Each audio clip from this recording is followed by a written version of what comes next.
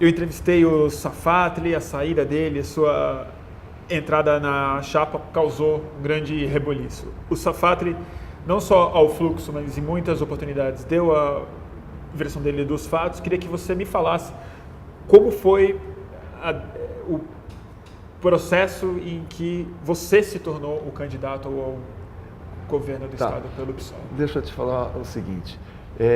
Quando o Safatli entrou no PSOL em setembro de 2013, isso foi uma unanimidade.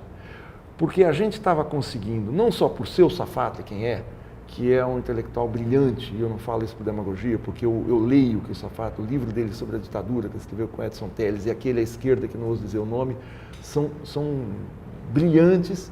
O Safatli faz uma coisa na imprensa que é um debate cultural da política, que vai além de discutir se hoje o PMDB está aliado com o PT, que é aquela miudez da política. Ele faz o grande debate que deve ser feito, que é a cultura política.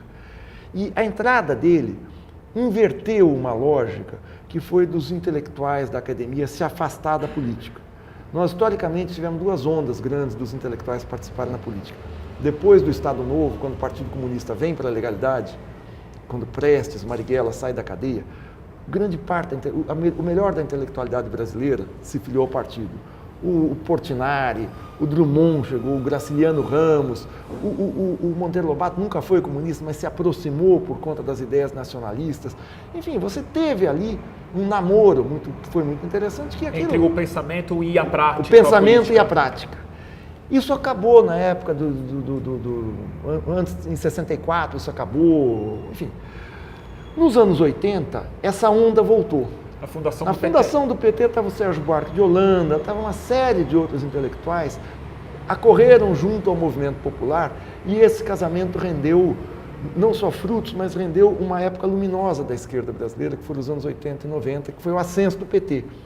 Quando o PT chega ao governo, esses intelectuais começam a se afastar.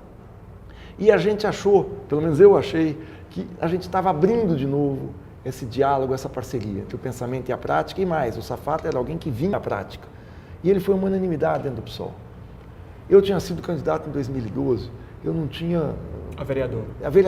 Eu não tinha a menor pretensão, porque eu falava, eu vou ser candidato. Você nunca teve um cargo eletivo? Não, eu nem briguei por isso, eu estou bem na universidade, eu estou fazendo pesquisa, estou escrevendo, estou dando aula, eu gosto disso. E aí a notícia que eu tive foi que o Safatli havia desistido. Né? Foi essa informação que te chegou? Que me chegou, que falou, tem uma carta que foi feita em comum acordo com o diretório estadual e a gente quer que você assuma isso. Eu falei, não vou assumir, não estou afim, não é a minha, não estou afim de encarar, eu tenho coisas, eu tenho um livro que eu estou escrevendo, tem trabalhos que eu estou fazendo, não vou. Você nunca teve intenções eleitorais para esse ano, antes dessa não, carta? Não, isso não é, e ter intenções não é nenhum mal. Mas esse ano eu não tinha, estava no meu... Só para esclarecer mesmo. Não estava, eu acho que é legítimo, eu disputei, eu acho legal disputar eleições. Gosto disso, mas não tinha. Aí, quando eu tive a notícia, aí vieram vários companheiros do diretório estadual me convidar, eu falei, assumi. Tá bom, ele tinha desistido e tal, eu comuniquei à universidade, vou disputar e tal, porque daqui a 2 dias nós vamos ter uma reunião do diretório estadual. O diretório foi num domingo, acho que 18 de maio. No sábado à noite, eu vejo a carta do Safatli. Eu falo, caramba, puta merda, quer dizer, eu vou entrar num negócio que eu não quero. Ele está afim. E aí eu já tinha combinado, conversado na universidade. Eu falei, pô, mas agora também eu coloquei meu nome, anunciei, consultei várias pessoas. Falei, bom, agora vamos ver o que o diretório decide. E aí criou-se um imbróglio muito maior. Se eu soubesse daquilo, eu não vou disputar com o Safatli, porque eu acho... Então, acabou ficando um mal entendido, uma coisa antipática, que eu, em momento algum, queria. Não dessa maneira. Agora, as coisas andaram, A gente teve aí com a Luciana também de outra ordem, que foi também, houve uma reviravolta dentro do PSOL, nas candidaturas. A Luciana entrou na candidatura. E aí está assim, quer dizer, espero que não tenham ficado marcas ou hematomas ou enfim, sequelas disso. Não E quero. você conta, você espera o Safatli te apoiando na sua campanha? Você acha que ele terá um papel, você sabe disso? Olha, Bruno, eu quero que muita gente me apoie. Eu gostaria, sinceramente eu gostaria, mas as pessoas têm a sua cada um tem a sua individualidade, vou compreender perfeitamente se ele não quiser. Eu gostaria, claro, evidente. E assim, você está com 1% nas intenções Coisa de que eu voto, soltei né? rojão. Oi? Eu soltei rojão quando saiu esse 1%. Quando você saiu na pesquisa. Porque a campanha de fato não começou e o seu nome ainda estava Tinha muito... 15 dias que o meu nome tinha sido colocado, não tinha nada de campanha, não tinha nada, absolutamente nada. Tinha nas redes sociais, tinha circulado um pouco. Ir para um segundo turno, ser eleito, são coisas muito difíceis para uma chapa que começa com 1% subfinanciada, dentro de um cenário que está construído com Alckmin ganhando no primeiro turno, SCAF correndo por fora e mesmo o PT com 3% das intenções de difícil voto. quanto Costa Rica passar das oitavas de final, né? Então, depois de junho do ano passado, claro que é difícil, mas ninguém imaginava que a passagem de ônibus ia baixar. Ninguém imaginava que a Costa Rica chegasse Não, onde mas chegou. eu nem ia te perguntar se você tem esperança, não é nem esse ponto. O entro. meu ponto é assim, você acha, qual o seu papel no debate eleitoral desse ano?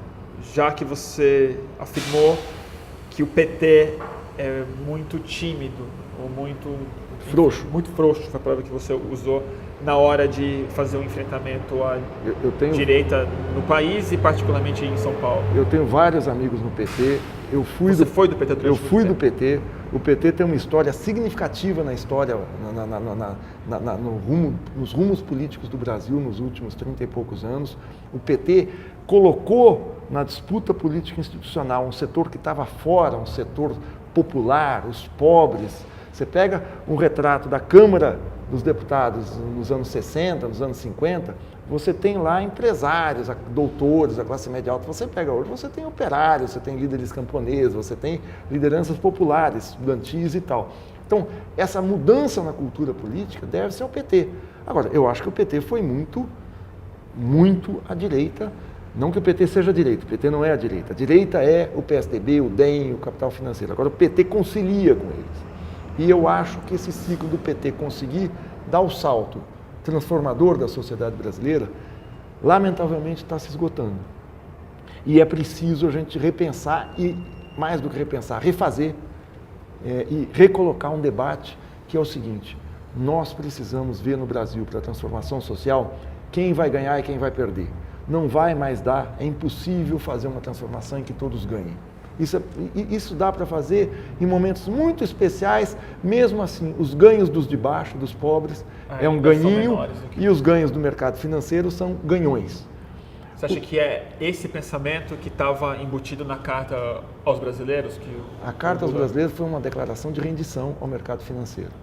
E mesmo assim, se a gente olha o que foi o primeiro governo Lula, a Carta aos Brasileiros ainda dá um passo adiante em relação ao que foi a prática no primeiro governo Lula. Eu não nego que existiram conquistas, melhorias importantes, o Bolsa Família, o salário mínimo foi de fato aumentado, você teve a queda do desemprego, as categorias conseguiram ganhos salariais. Agora, é preciso mais. A sociedade brasileira andou para frente e nós não podemos andar para trás. Hoje o que a gente vê é um recuo diante dessa direita. E no plano internacional também a gente teve avanço. Agora, eu quero mais. E eu acho que isso não vai mais ser possível fazer dessa maneira como o PT está fazendo. E o debate que deve ser travado na sociedade brasileira é o seguinte: a gente tem um debate no nível da política cotidiana, como a gente falava aqui, o buraco na rua, ou a plataforma do metrô lotada, a roubalheira que pode ter por aí e tal. Mas você tem um debate mais estratégico, que ele se concretiza no dia a dia, que teve presente em toda a história brasileira do século XX. É o seguinte: quem manda no Estado? Porque o Estado é um instrumento em que as classes sociais, as classes dominantes, exercem o seu poder, se beneficiam do sistema econômico, se beneficiam da desigualdade, carregam para si a maior parte da riqueza nacional.